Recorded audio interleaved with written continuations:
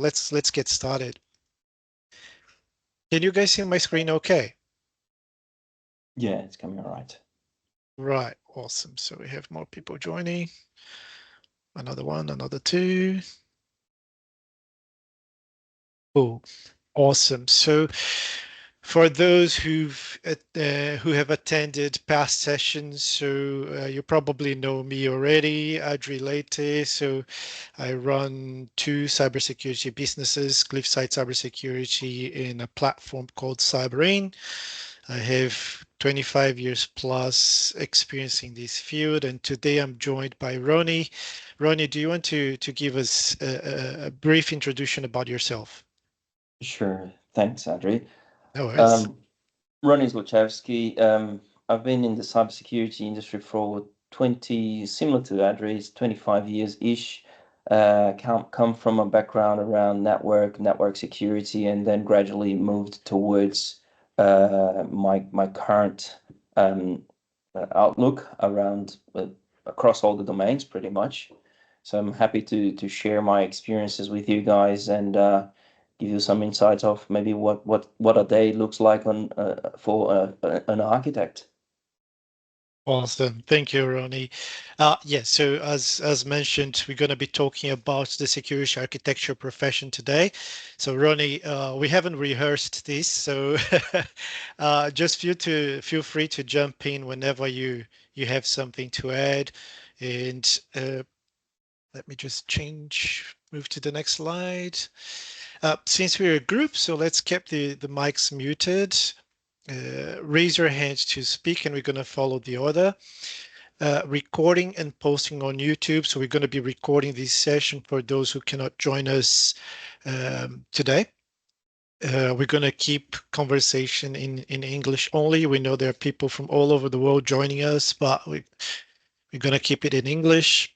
So don't be shy. We're not here to judge. We're here to learn, right? So as much as you guys have something to learn from us, we also have things to learn from you, because you've been in different paths and uh, faced different challenges. Therefore, it's great for everyone that you share your experience with us as well. If you don't feel comfortable speaking, please send your questions via chat. We always go through the chat to see what people are talking about. And the whole purpose of this session, apart from sharing knowledge, is to have fun. It's that moment on Friday, on the end of the week, where you're like, okay, let me talk about something interesting, or hear people talk about something interesting. Forget about everything else, and let's focus on the topic at hand. So before we start, I would like you guys to use your phone, if you can, to scan this code. It's a little survey, and I want to hear from you a little bit about what you think security architects do. And let me jump to the other slide back quickly. Oops.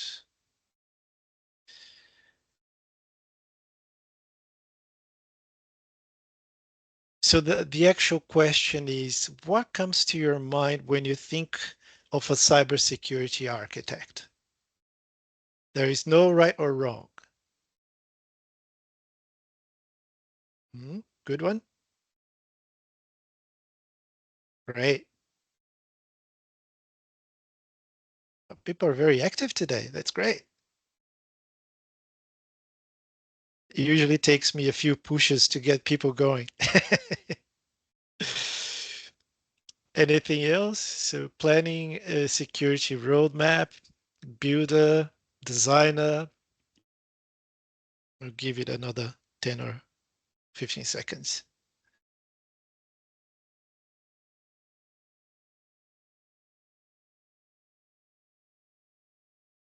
Got a few thumbs up. Sorry, just have someone else joining us as well. Yeah, hopefully it worked. But yeah, it says 4 responses, but I only see planner, security roadmap, builder, and designer. So, technical, non-technical.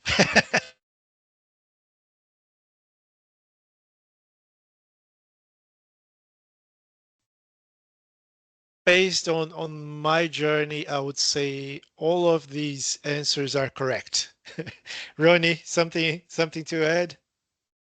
Yeah, look, there is, like I said, there is no right or wrong. There is no absolute single way of looking at it. But definitely the role goes from a technical to a non-technical perspective and tries to bridge the two sides. Translating is probably a good word. How does the technical add value to the business, which is the non-technical part of it? 100%. That's exactly it. So basically a bridge between the business and the technical teams. But let's go back to the presentation. Thanks for participating, guys. There is more to come. So, oops, back to it. Something else. Design a business plan. What was the new one? Who makes the first idea? Yeah, probably the first idea around the design from um, a security architecture perspective, but um, just so you guys understand before we go back to the slide pack. So usually it starts by the business having an idea, right? So they have, or an objective. And that's when a business engages the technical teams or the IT teams in the security architect. Well, I'm gonna drill down into the details, but just to give you an overview. So business has an idea, the idea is properly documented, and then the security architect and solution architects need to digest that business requirement into the technical aspects of the solution. But let's jump back to the presentation itself. Can you guys see my screen okay? Yeah. Yeah, so just back to the first one. Cool. So the role of a security architect. So it's a holistic view of cybersecurity strategically across the business, right? So when you think about cybersecurity, before, let's say not before, but a long term ago, there was this understanding that, let's say, security operations and the security team or the GRC team, but they're all operating in isolation. So, which in some companies, smaller companies, that might be true. But if the business is a bit more developed or mature, there is probably a role of a security architect that basically acts as the glue that brings it all together. So the security architect needs to be in touch with not only the cyber or security teams, but also technology teams, business, and so on and so forth. So a security architect needs to understand business objectives, as I mentioned before, and ensure engagement and alignment across affected business areas. So again, touching upon having a finger in the pie for in many areas within the business.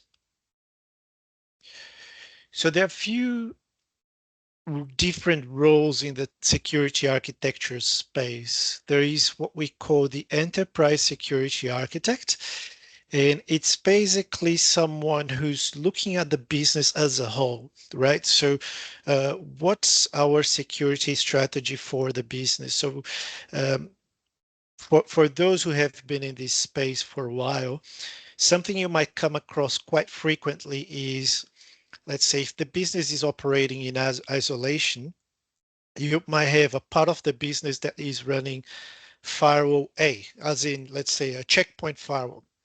And then another business unit had a need for a firewall, and they go and purchase a different firewall, like a Palo Alto, right? So now the company has two completely separate instances of firewall that don't talk to each other. So business unit A doesn't know about business unit B and vice versa. Therefore, there is an overlap in that tooling.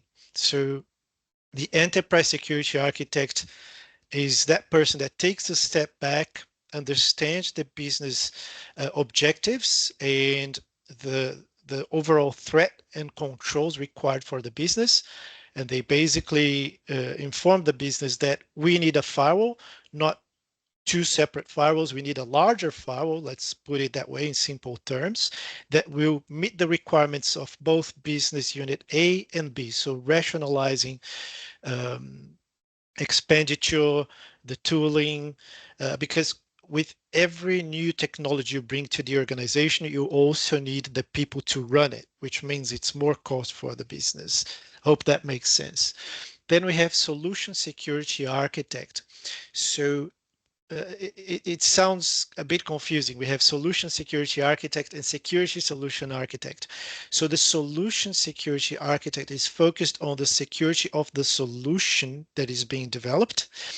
The security solution architect is focused on the security components of the solution only. So just to make it a bit more clear, the security solution architect is that person that is going to ensure, uh, just very generically speaking, the solution has protection against, let's say, a DDoS attack or a network attack, malware, and so on and so forth. So the solution security architect takes a step back from that, and he understands, or he or she understands end to end. So like when we bring in a new vendor to the organization, so that new vendor has to be assessed from a security perspective as well. So that usually falls under the solution security architect.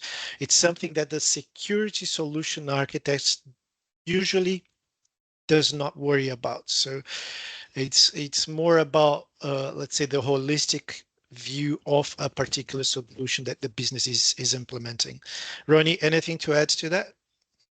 I think you nailed it. It gets quite confusing because you're just swapping words. But Mhm. think as ensuring that whatever solution is compliant is secured versus you implementing a solution for security, dedicated like a firewall or endpoint protection, etc. So Correct. that's quite the difference between those two. Um, and I guess I like to call the top one, the enterprise security architect, as the umbrella architect who will be across the business and look at what is it that the security provides to the business. What are the risks or compliances that the business needs to address through its solutions. Awesome. 100%, mate. Thank you. So jumping on to the daily activities of a security architect, and Ronnie, please jump in as well if you feel you need to. So threat and control modeling for new solutions, which we touched upon. So business comes to you with an idea. Oh, we want to launch this new product to the public, to our customers. What do I need to do from a cybersecurity perspective? So the the process here is basically, okay, tell me what you want to do.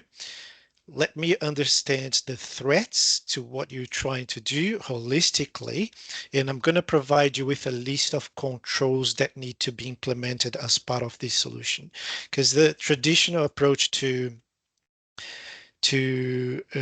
cybersecurity in the past was we implement the solution, then we retrofit cybersecurity controls. That's extremely expensive, and it's also very inefficient because sometimes you need to re-architect the solution to fit a particular security control. Next one, develop security architectural principles. So we're going to touch briefly upon that, but think about put yourself in the position of a security architect. And today, business comes to you with, we need to launch a new website uh, to the market, or a new web app to the market, and then you come up with a solution. 6 months down the road, they come back to you with, we need to launch another web application to the market. And if you were not across what happened in the past, you're probably going to come up with a completely new separate solution to what was done before. So by developing these architectural principles, which basically tells you something like, um, let me internet facing solutions or platforms must have these control and that control and that control. So you're bringing some standardization across the solutions that the business are planning to implement. Sorry, Ronnie, I interrupt you. I was just going to catch the ball that he left hanging in the air. But in your example of a publicly facing web application, whatever it is, what are the typical controls that you want to enforce? You need some encryption standards. You want to make sure that who's going to access is indeed who's claiming to access. So you want to provide some form of identity there. You want to enforce the form of authentication using robust standards. You want to inspect what that traffic really is and make sure it's legitimate, not malicious. It's not, there is no attack happening there. So you want to be able to control, promote the security of that new environment. And you define that through the architectural principles. You define that any solution that the organization will implement and make it to production, it falls under those principles. If it is publicly facing, internet facing, internally facing, consumed by this profile, you want to develop the principles so you can make as a source of truth for the upcoming solutions. And Indeed. those principles, they often align to some frameworks, security frameworks, compliance standards that the organizations need to meet. Um, and for if there isn't a particular compliance need, there are guidelines. Those are provided by frameworks. In Australia, a very common approach is for smaller organizations, even we don't know what we need to do for security. Well, how about the essential eight? That's the bare minimum that you should follow. That's a principle. That's a way to look at security principles. Indeed, 100%. Thank you, Ronnie. So next one is collaborate closely with solution architects. So when you're putting a solution together, the person responsible for that is usually a solution architect. So they know the environments, they are very familiar with technology and different solutions across different problem spaces, and they are the ones bringing that thing together. And the solution architect usually overlays the security controls that go on top of that particular solution at design phase, not after it's been implemented. Evaluates new solutions. So you need to be fully across new controls in the market, new strategies to tackle a particular problem. So it's an ever learning type of role, I would say. I'll add And one more to that sure, part, sure, Adri. You need to be on top of the how the threats are changing, the threat landscape, because that's going to define not only the tools, but also the processes and procedures that you will need to adjust. And I'm happy to dive into a bit more later, but with the changes that we see in technology and AI today, it has changed significantly the threat landscape, and therefore there are new solutions. There are new ways to implement solutions for securing environments. So it changes rapidly. And right now, if you ask me about that space, it's going to be a different answer from what it will be in probably 6 months' time. indeed, 100%.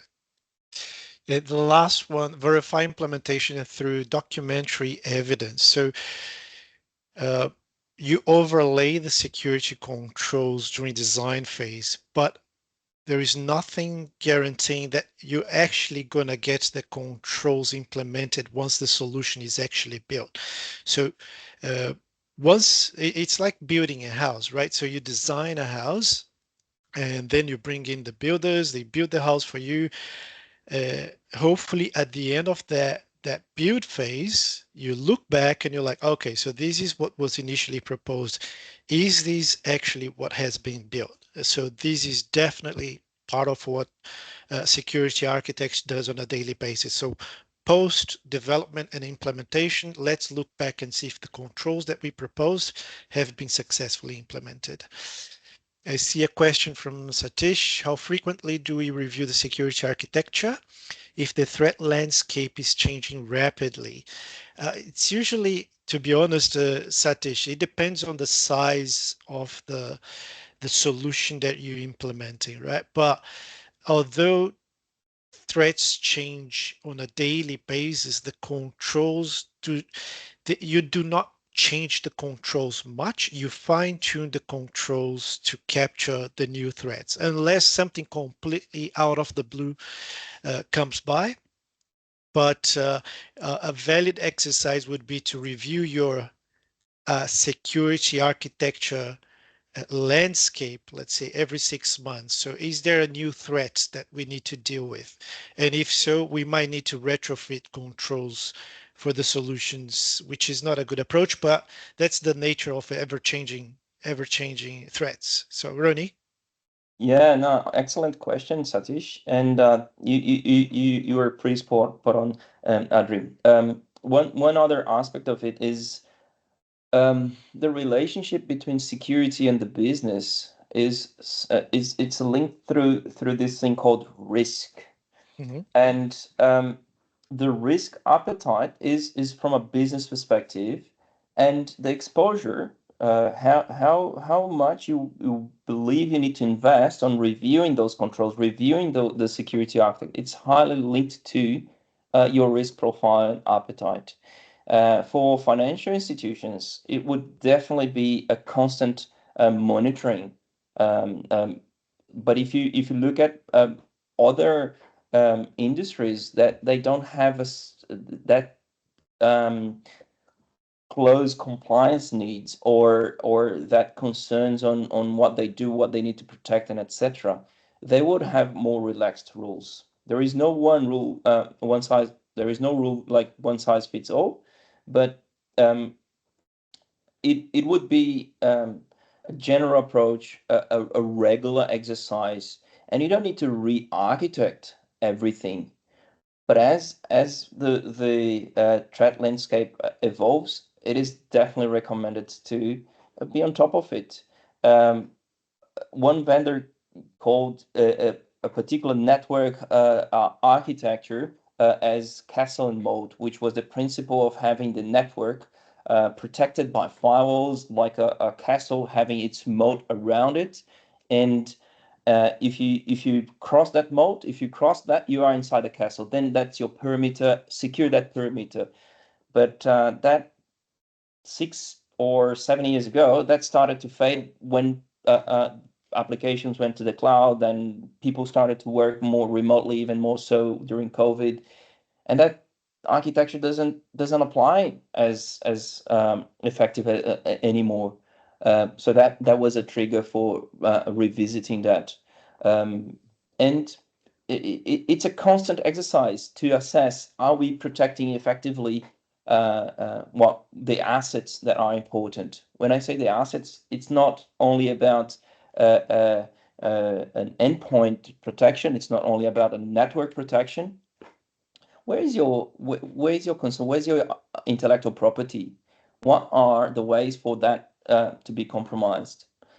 And then you start getting a sense of what you want to protect and how risky is it on across all this threat landscape.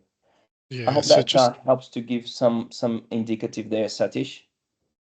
yeah, just add Yeah, to, sorry, go ahead, Satish. no, that makes sense. Thanks, Adri and Ronnie, for highlighting that. No, good. So, another thing that is, I think it's important to cover is defense in depth, right? So, even if there is a new threat in the landscape, you usually have some level of protection against that threat. So, the only threats that come to mind that come out of the blue are zero-day exploits, right? So, it's a breach of an existing control, right? But although the threat landscape changes on a daily basis, it's not, those are not changes that require a complete re-architecture, because when you're architecting a system from a security perspective, it's a defense in-depth approach. So jumping to the next slide, uh, security technology selection, sorry. So things that we also do on a day-to-day basis: evaluate tools, design architecture, so creating technology frameworks, the two frameworks there. So ensure integration, and that's a very important point as well, because the world is becoming more integrated, right? So, and it's no longer integration across your own systems, but you also need to ensure integration with third-party systems. And that's where, in my opinion, the danger lies, which is you have control of the systems of that you operate, but you don't have full control of systems that your third parties are operating on your behalf. And that's probably, I think, the most critical point of vulnerability these days.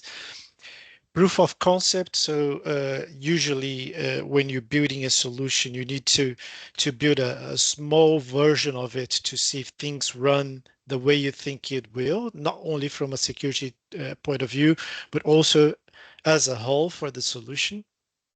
And that's part of your day to day. So building POC environments with the solution architects and understanding if things are working as they are supposed to, and make recommendations. So based on business objectives, you make recommendations to the business that not every time they go across, because there is always an element of risk management there.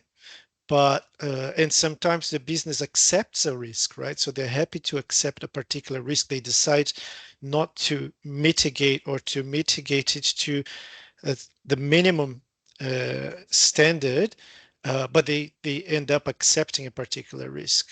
Anything to add there, Ronnie?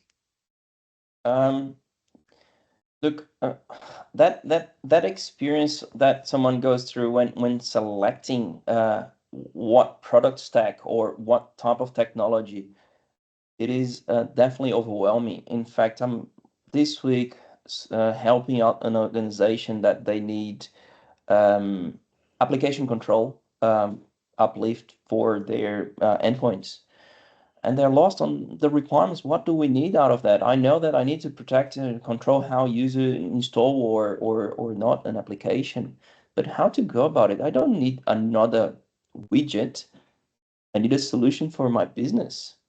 So there are you touched on quite important ways to approach this, and definitely proof of concept, definitely defining the requirements for the business. What do you expect out of that? Reaching out to peers of your industry, reaching out to um, partners that have done that, have implemented that, will leverage previous mistakes, previous challenges seen out there, and it will help to get from 0 to 100 much faster, going through much uh, less hoops on the way. Yeah, thank you. Another important point that we need to look at on a day-to-day basis is ensuring regulatory compliance. That space does change, not as frequently as the threat landscape, but if you're working for example, a financial institution, there are regulations, there are laws that govern cybersecurity within your business. Their compliance requirements are usually um, not that flexible, I would say. I didn't want to use that word, but if there is a particular compliance requirement, it's a yes or no response to it. Are you doing it or not? There is no halfway there, right? So either you're compliant or you're not. So we need to understand, for example, for financial institutions, there is APRA CPS 234, there is APRA CPS 230, quite a few others as well. And when you audit it against those frameworks, you have to demonstrate that you're meeting that particular requirement, because sometimes your banking license is at stake. So if you cannot demonstrate that you compliant, you're operating in a compliant state, you might risk losing your banking license, and that's critical to a bank, right? So if they lose their banking license, they can no longer operate. So identifying relevant laws, gap analysis, engaging expert stakeholders. So that's something we do on a day-to-day basis. Implementation of controls. So usually the security architects do not implement the controls themselves, but they oversee implementation of controls. And one thing about controls is it's not enough to implement the control or just implement the control, but you also need to make sure that the control is effective, right? So if you if, for example, as part of a solution, you identify threats that are mitigated by a firewall, and let's say the operation team implements that firewall as part of the solution, that's not enough. You need to make sure that the firewall is actually protecting you against the threats that have been identified. And I think something that we in every area we come across is preparing for audits, right? So the business is regularly audited for cybersecurity controls, effectiveness, and how regular you do your user assessments. And so we need to always be prepared for the audit time. So something companies, larger companies and companies that are moving to the cloud are doing quite a lot is what we call continuous compliance.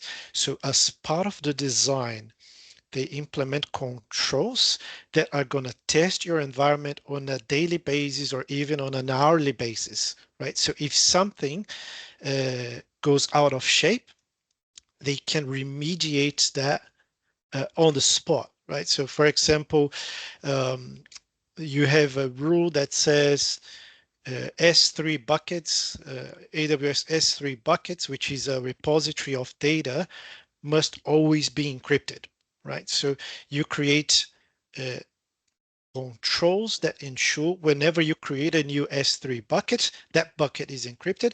And if it's not, it's going to raise an alert, right?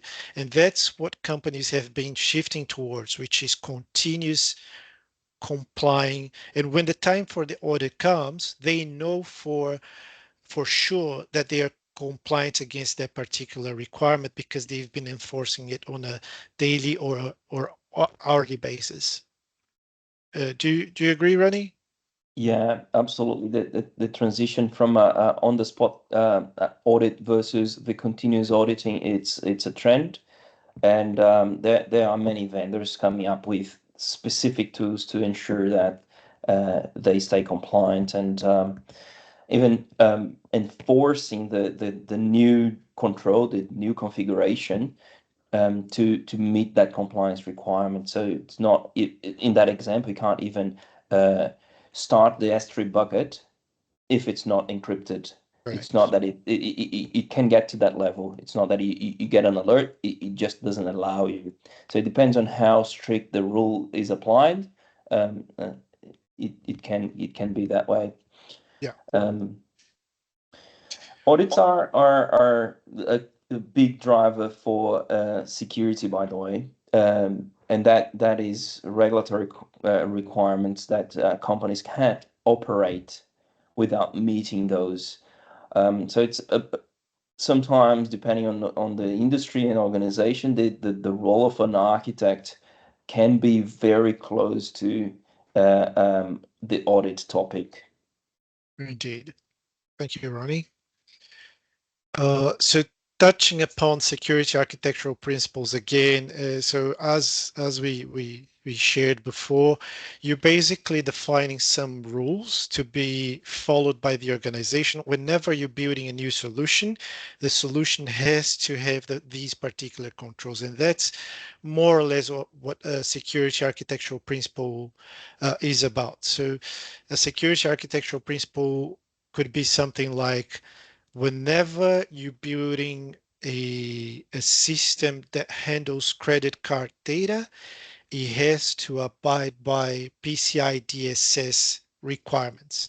So we're not going to build anything for the credit card environment that is against the requirements of PCI. So these are high level statements, but that's what drives the next solution. So whenever you're building something for credit card processing, for example, you look at that security architecture reference and you're like, okay, it has to be PCI compliant by design.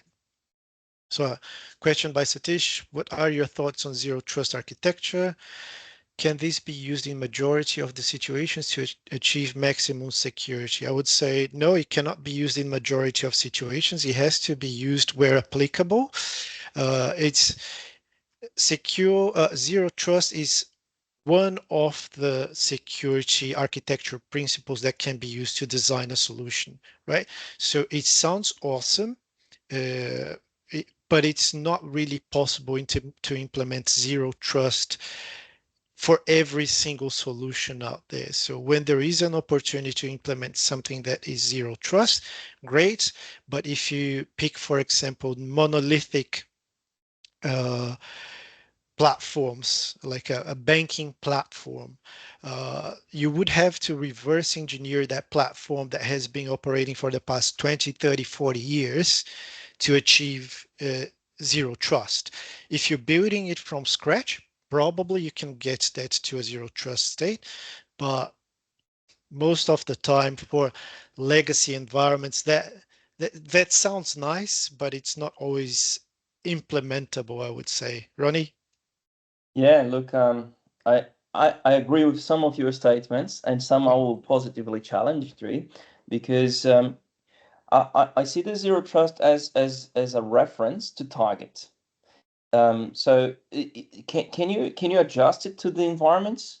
Yes, you can. Do you have to achieve the absolute zero trust? Not necessarily. It becomes very expensive. Mhm.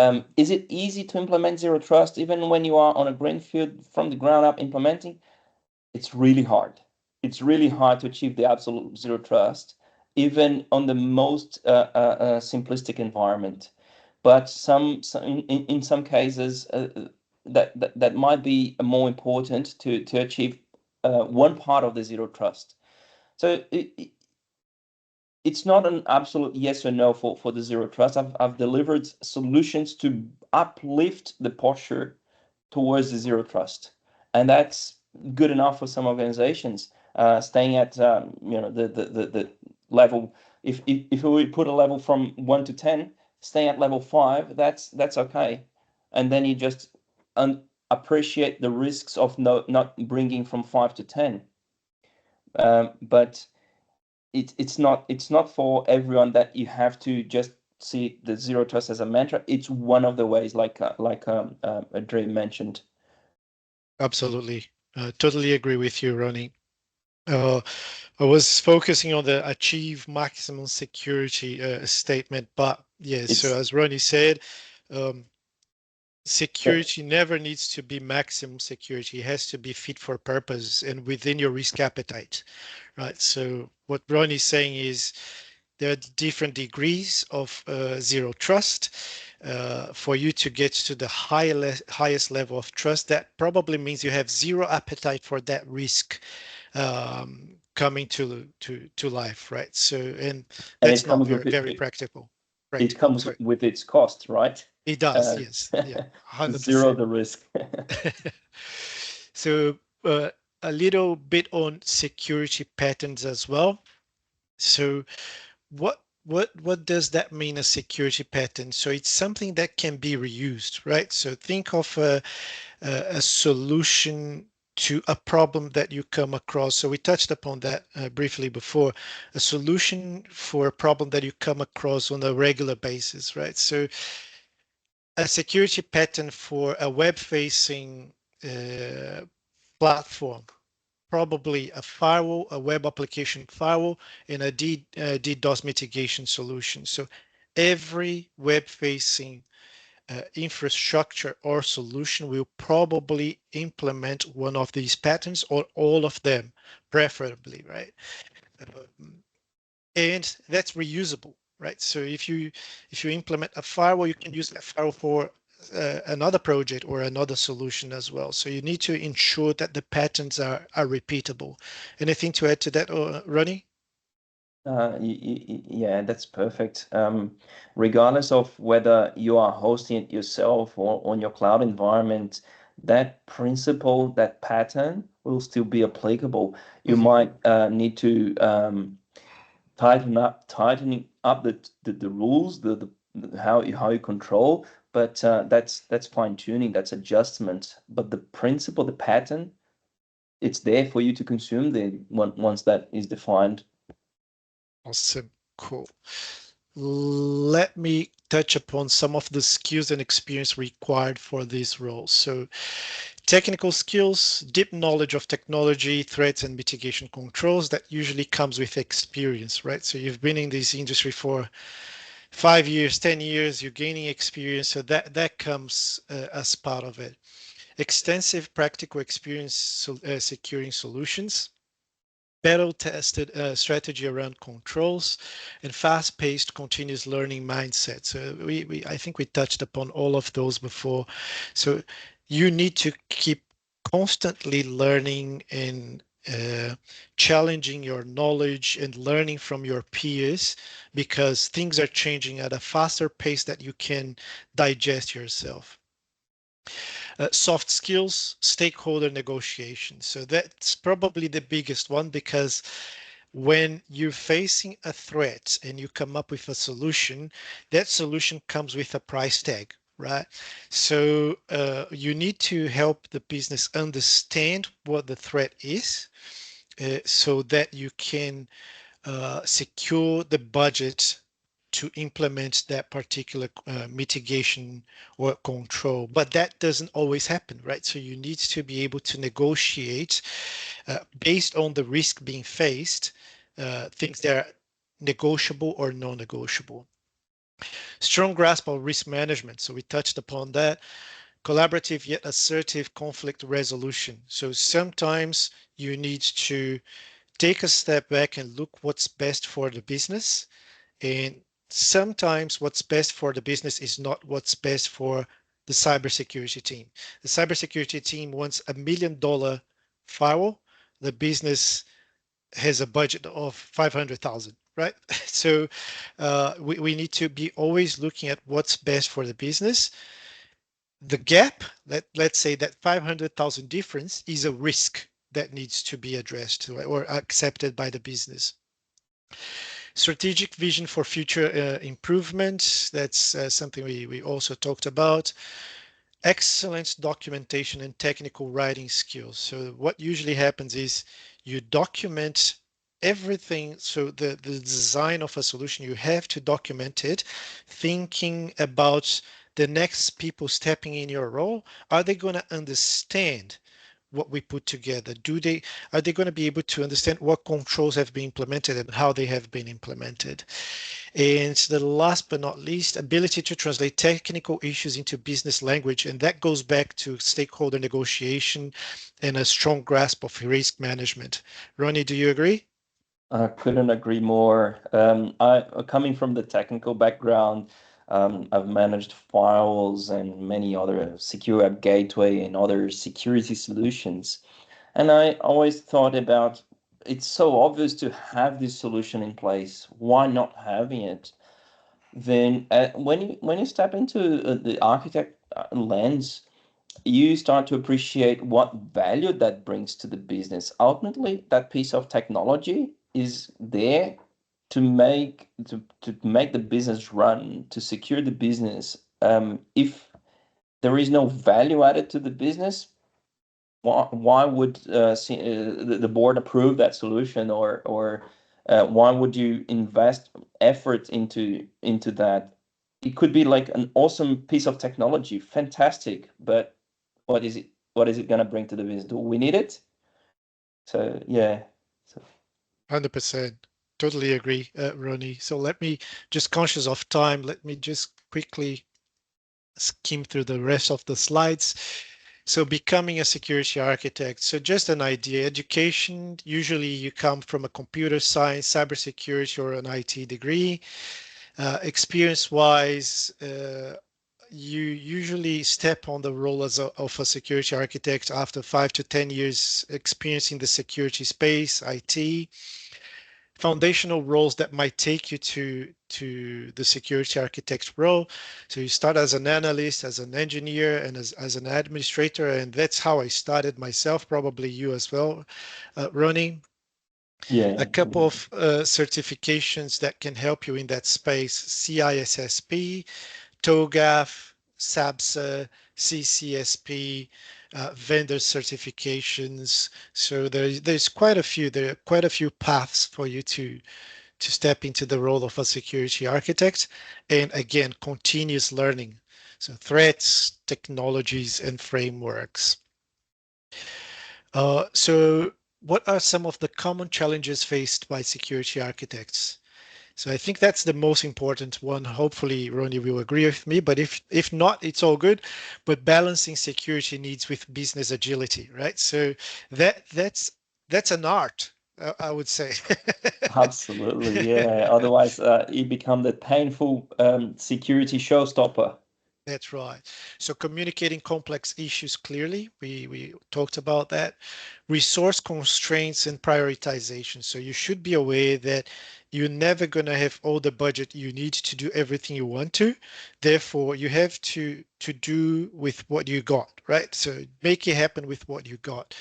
And resistance to security investment initially due to cost and complexity. So because you're planning ahead for problems that might surface in the future, you might need to shift that cost left, bring it closer to this point in time, make a bigger investment today so there is a return on investment in the future. So that's another challenge that we face on a daily basis. So how do you convince people that instead of spending 100,000, you should be spending 200,000 because let's say for the next 10 years, that 200,000 is going to bring you more value. And now, yeah, I'm conscious we have another 10 minutes or so. So I want you all to step into the shoes of a security architect for a day. I'm going to provide you with a scenario, and I want you all to share your thoughts with us. So you're the security architect for a trendy new online fashion boutique launching next month. The website will handle customer payment information, personal details, and provide personalized shopping recommendations. So the task at hand is identify the top cybersecurity threats, suggest effective controls to protect customer data and everything else, and develop a clear and reusable security pattern that can be applied to similar web-facing projects in the future. So back to uh, Menti. Uh, Hopefully you guys scanned that code. If you can jump to slides number 3. Okay, I need to present it. That's why these silly questions are or answers are popping up. So what would be the top cybersecurity threats facing this platform? Let me see if I can, I'm not going to be able to put it side by side so you can refer back to the scenario. I'll give it a try. But in the meantime, try to provide your answers to the security threats. Security architect for the, let me see, split screen. Yeah, I'll give you guys, let's say, 2 minutes to come up with your answers, and then I'm gonna go into presenter mode, and then we're gonna see the answers to that. So we're looking at the threats first.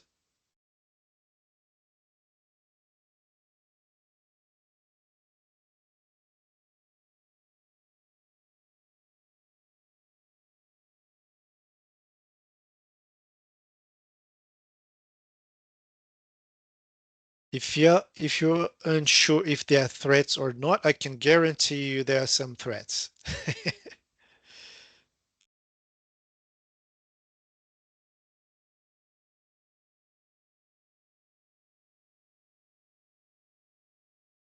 Okay, let's jump into the results.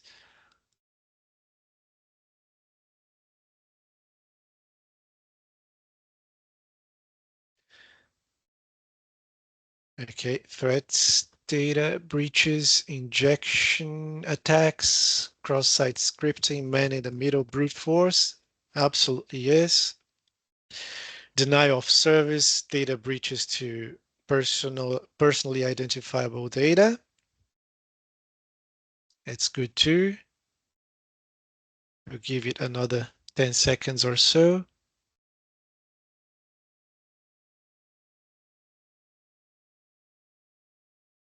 Payments fraud for sure. Another 5 seconds.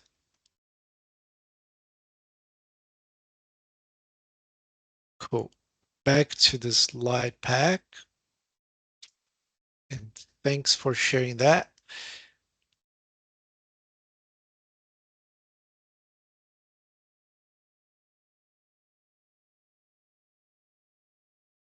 Hopefully you guys can see my screen again.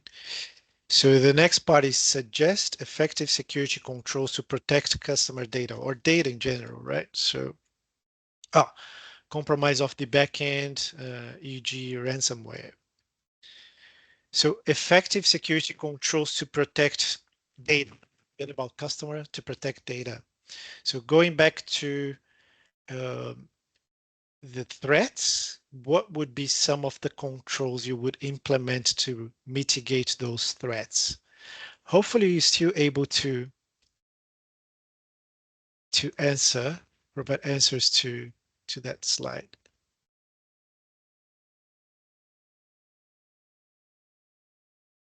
Try to go back to the previous one.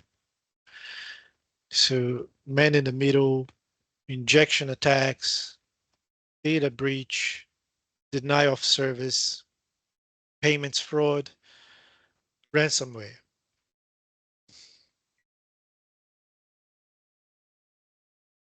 Adri, I think when you change slides on the Menti, it changes for everyone and it Oh, pops to really?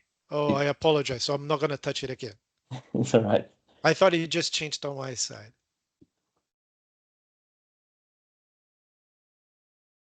I'll give it a minute or two.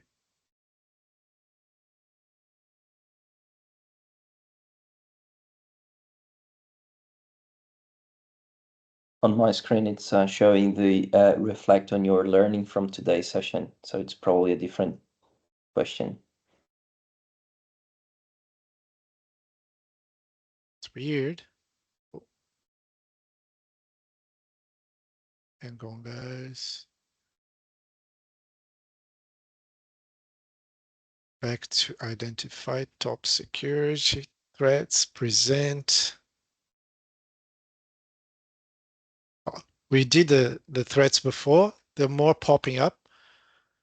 So scammers, data leaks, strong encryption of PI. So yeah, so probably got mixed up. I apologize. HTTPS WAF input validation, MFA, strong password, pen testing, vulnerability scanning, data encryption, role-based access control. That's absolutely awesome. Thank you so much. And I apologize for the mix-up with the slides. So when we jump to the next slide, we have strong encryption for PII, multi-factor authentication. All those answers are awesome. So WAF, anti-denial of service solutions. I think these guys are ready to step into the role, Ronnie. Firewalls. Can you add to this a linkage to their profile, their resume, so we can connect with all of them? Uh, awesome, absolutely. And let me see what the last slide is. So that's pretty good responses, guys. And the last one is what security patterns could be created that can be applied to similar web-facing projects in the future. Don't be afraid to make mistakes. So, and feel free to share your LinkedIn profiles on the message so Rony can connect with you. I think I'm connected to the most of you, if not all of you. Can you see what do you see on your screen, Rony? Is it the security patterns one? Just Yeah, because I'm not sure anymore. yeah, it is. That's Okay. correct. Okay, so I can't be going back and forth with Menti, unfortunately. So what would be some of the security patterns? Imagine this is a fashion business going online. If it was a different business, let's say a pet store business, what would be some of the security patterns that would apply to both businesses? Don't be afraid to make a mistake.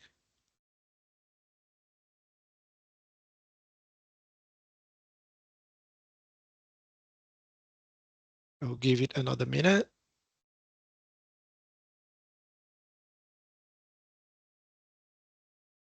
Regular system apps updates, patching, 100%, 100%. So regardless of what system solution you're working on, you need to ensure that you're patching your systems, right? So that's definitely a pattern. Zero trust at any level affordable and needed, encrypted S3 bucket, IAM and patching, zero trust on presentation layer. All of those are absolutely patterns that can be applied. Network and perimeter security patterns, great answer. Always verify API calls are authorized at runtime.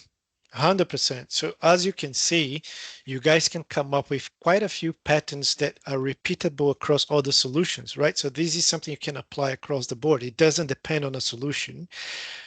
Least privileges, perfect as always. Thank you very much. Um, we're creating a pattern here, I guess. A pattern of good mentoring, Ronnie. Pattern of Database role patterns. level security, cloud security guardrails. It's absolutely awesome. Okay, I'll stop it for now. Let's see if there is anything else. I'm conscious of time. Couple of things for you guys to investigate about these role. A few books, so CISSP study guide, security architecture and design, enterprise security architecture. Just search for those topics. So Alina, am I the only non-technical person here? All answers are of a technical nature.